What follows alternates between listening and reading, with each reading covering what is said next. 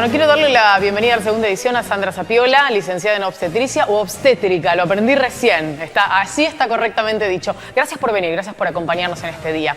Para contarle un poco a la gente cuál es, digamos, el disparador que nosotros vamos a utilizar para la charla con Sandra, tiene que ver con varios casos que ocurrieron en los últimos tiempos, pero en particular uno que ha atravesado la información a nivel nacional, y es el caso de la provincia de Neuquén, donde un matrimonio muy joven decide tener un parto domiciliario, pero sin ningún tipo de contención médica, sin ningún tipo de posibilidad de que si había una emergencia, alguien pudiera cubrir esa emergencia de manera inmediata. El resultado, un bebé fallecido por asfixia, a partir del desconocimiento, por lo menos eso es lo que entendemos, de ese papá que intentó hacer todo lo posible para que el parto fuera todo lo que tenía que ser, que era bien y con un bebé sano, y finalmente eso no sucedió. En el medio, la justicia entendiendo que hay una posibilidad de acusarlos del delito de homicidio, lo cual genera una cantidad más importante de cuestiones alrededor de esta temática. Pero para hablar puntualmente del tema partos domiciliarios es que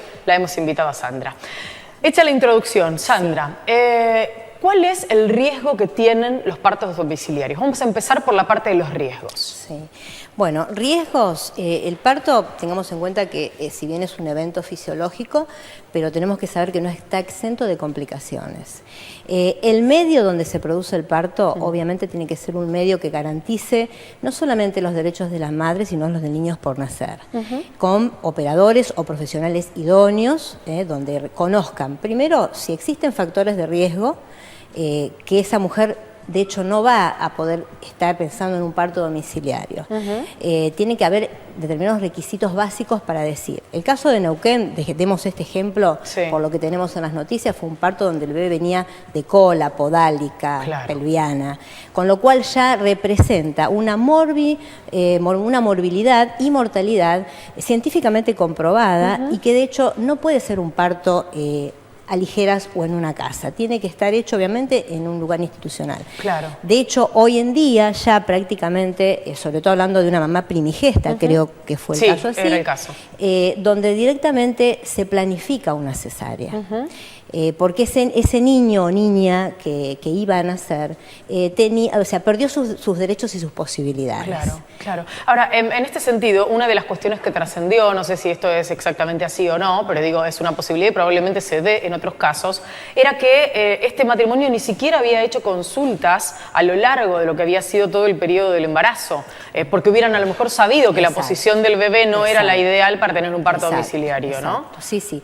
Yo creo que, bueno, aquellas mujeres que obviamente piensan, desean o de repente creen que es lo mejor tener un parto domiciliario, primero que obviamente tienen que acercarse a un profesional, bueno, en este caso las licenciadas en obstetricia, el grupo digamos, de profesionales que puedan asistirla, hacer un control obviamente prenatal completo como corresponde, obviamente donde se van a ir viendo aquellos factores de riesgo que pueden aparecer y realmente determinar o no si esta mujer está en las condiciones de poder tener un parto domiciliario. Claro. Tal vez los defensores a ultranza de los partos domiciliarios podrían responder o podrían decirnos, frente a esta polémica que se ha instalado, que en otros tiempos las mujeres parían de manera natural de la misma forma que lo pueden hacer los animales. Ahora, respecto de eso, ¿qué es lo que podemos responder? Digo, está bien, por otro lado tenemos los adelantos tecnológicos, las posibilidades de conocer ciertas cosas, pero ¿qué podemos responder frente a los que son defensores a ultranza de esta modalidad? Obviamente, como todo, las cosas evolucionan, las estadísticas que uno conoce y los saberes científicos que uno tiene hoy como para decir, en este caso puntual, que un bebé en esta presentación podálica o pelviana o de cola no va a nacer, porque o sea, no van a ser como aquel que van a ser de cabeza encefálica, eso, o sea, es indiscutible, con lo cual podemos hablar y sentarnos y charlar y explicarle a esta gente que no es que vamos a intervenir en el momento fisiológico de este nacimiento. La idea es saber cuáles son las posibilidades que nos pueden representar, tanto para la madre como para el niño, un proceso que, como vos dijiste al comienzo, parto normal, que tenía que ser todo normal, se convierte en un momento que termina con la muerte inclusive. Sí, no, y además con ese dolor que seguramente no olvidarán en toda la vida, ¿no? Y más allá de que la justicia lo tome por el lado de que sean culpables o no, que eso es otra historia. Esto es un momento terrible que nadie tendría que pasar por esta situación. Ahora, Sandra, cuando se menciona el tema de los derechos del niño por nacer, ¿no? Y todo lo que hay alrededor de estos derechos, que está en la Convención de los Derechos del Niño también, digo, hay una cantidad de cuestiones a las que ha adherido la República Argentina de manera constitucional y que tienen que ser respetadas. En el momento de la decisión de esos papás de tener un parto domiciliario, porque podría haber sido que hubieran consultado a un licenciado en obstetricia, hubieran hablado con un médico, un especialista y les hubiera dicho, miren, está complicado, y ellos igual hubieran decidido tener el parto domiciliario. ¿Qué pasa ahí con los derechos? Porque los padres pueden arguir o argumentar sus propios derechos. Son sus derechos, exacto. Bueno, yo creo que un poco, a ver, pienso que se pueden agotar todas las circunstancias como para poder hacerles entender a estos padres cuáles son las consecuencias que pueden existir al elegir esta posibilidad. Que de hecho, si pasa por respetar sus derechos y los del niño, institucionalmente esto también se puede hacer. De hecho, hay una ley que es la 25929 que nosotros como institución obviamente avalamos y acá habla del derecho al parto, a respetar quién esté con la madre, los tiempos, a la recepción que esté en la familia que la mujer quiera con el niño. O sea, hay una serie de puntos en esta ley que de hecho, bueno, se plasmaron en una ley, pero es algo que se viene haciendo. No te voy a decir que en todos los lugares, porque de a poquito los cambios cuestan, y esto lo venimos diciendo inclusive de nuestra institución, que no es fácil de un día para el otro cambiar de repente modas o formas, ¿sí? Pero se puede hablar con estos padres. Ahora, vos me decís que esta gente lo hizo solo, no hubo existencia de ningún control prenatal, o sea, aparentemente no habían hecho nada antes respecto de controles sobre el embarazo. Exacto, o sea, no se sabía nada. Es decir, la finalidad ¿cuál era? Pensar que el mejor lugar y el mejor momento iba a ser ese. Y terminó siendo todo lo contrario. Sin pensar en las consecuencias. Zulma, ¿cuánto de incidencia en estas decisiones, que parecen a todas luces una suerte de moda por estos tiempos, tienen aquellas personalidades o gente famosa y demás que anuncian públicamente que van a tener partos en su casa? Y yo creo que en muchos, digamos, en muchos estratos inciden mucho. O sea, tiene una incidencia importante.